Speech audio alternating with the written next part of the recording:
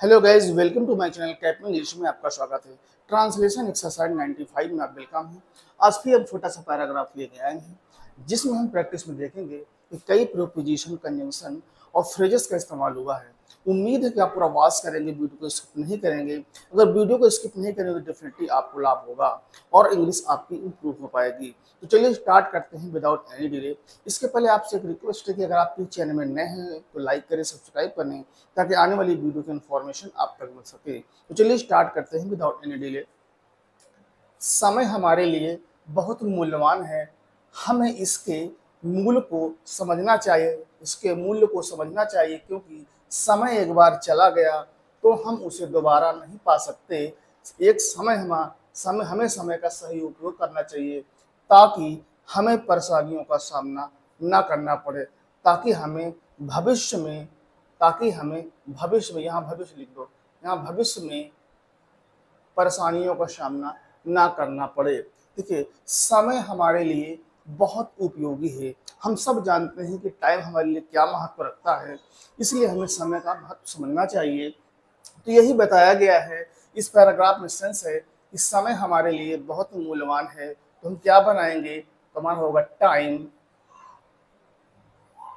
Time हमारे लिए बहुत मूल्यवान है, इज वेरी, मूल्यवान को कहेंगे वैल्यूएबल।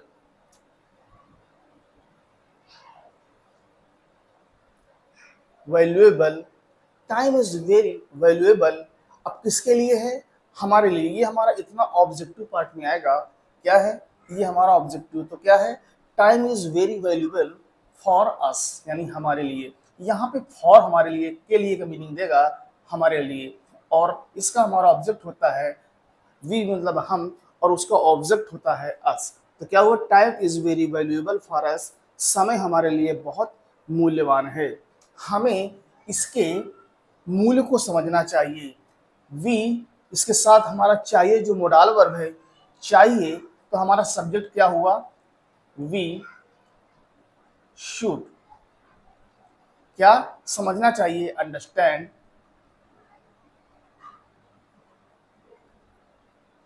अंडरस्टैंड इसके मूल्य को, इसलिए कहेंगे इट्स वैल्यू। इट्स वैल्यू हमारा इतना बन गया। क्या?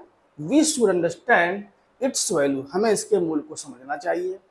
क्योंकि हमारा देखिए यहाँ पे एक कंजंक्शन आ गया जिसे हम कहते हैं बिकॉज। बिकॉज, क्योंकि समय एक बार चला गया, क्या हुआ? टाइम हैज गॉन, चला गया। देखिए, इसको हम प्रेजेंट परफेक्ट टेंस से बनाएंगे। समय एक बार चला गया, यानी एक बार चला गया, कंप्लीटली हो गया, पूर्ण होने का संकेत दे रहा है। तो क्या हम प्रेजेंट परफेक्ट का लगाएंगे? तो क्या है हमारा? टाइम के साथ में हैज लगाएंगे और उसकी जो वर्ब होगी गो की थर्ड फॉर्म होगी गॉन। कैसे? जैसे हमारी गो हमारी फर्स्ट फॉर्म है और वेंट हमारी सेकंड फॉर्म है और गॉन हमारी क्या है? थर्ड फॉर्म है। और जिसे हम गो के साथ आईएनजी लगा देते हैं, जैसे हम नाम देते हैं फोर्थ फॉर्म का, और हम उसके साथ जब गो के साथ ईएस लगा देते हैं तो हमारी फिफ्थ फॉर्म कहलाती है। तो यहाँ हमारा जो अप्लाई होगा वो गो की थर्ड फॉर्म गॉन होगी। तो क्या? Because time has gone once, एक बार चला गया। क्या हुआ? वंस चला गया, तो हम उसे दोबारा प्राप्त नहीं कर सकते। तो क्या हुआ? हम उसे दोबारा नहीं प्राप्त कर सकते। वी कैन नॉट, यहाँ पे गेट का मतलब होगा पाना। वी कैन नॉट, उसे दोबारा नहीं प्राप्त कर सकते। इट अगेन, अगेन हमारा उसे के लिए आया है, टाइम के लिए आया है, नॉन लिविंग, इसलिए हमने यहाँ इट लगाया। तो we can not get it again, हम उसे दोबारा नहीं प्राप्त कर सकते। We can not get it again, उसे दोबारा नहीं प्राप्त कर सकते। हमें समय का सही उपयोग करना चाहिए। देखिए, यहाँ पर भी शुड चाहिए आया मोडाल वर्ब, तो क्या हुआ? वी शुड, क्या? वी शुड क्या समय का सही उपयोग करना चाहिए, यूज, यहां पे सही use, correct correct use of time, समय का सही उपयोग करना चाहिए। ठीक है, ताकि, देखिए ताकि का मतलब हो गया ताकि हमें भविष्य में थामना ना पकड़ना पड़े। तो ये हमारा क्या कंजंक्शन है, सो दैट, ताकि हमें भविष्य में सामना ना करना पड़े। तो क्या आया, वी, आप इसमें लगाइए, हमें भविष्य में सामना ना करना पड़े, we do not have to face of problems. इसका मतलब यह हुआ हमें भविष्य में सामना करना पड़ सकता है, या हमें भविष्य में सामना करना ना करना पड़े।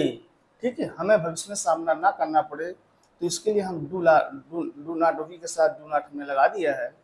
ठीक है, अगर आप चाहें तो पढ़ने के सेंस में हमने यहाँ क्या हैव टू लगाया, जो कंपल्सन दिखाता है, मजबूरी दिखाता है, जो निश्चित है, तो हमने कहा we do not have to face of problems, या फेस ऑफ ट्रबल भी कह सकते हैं,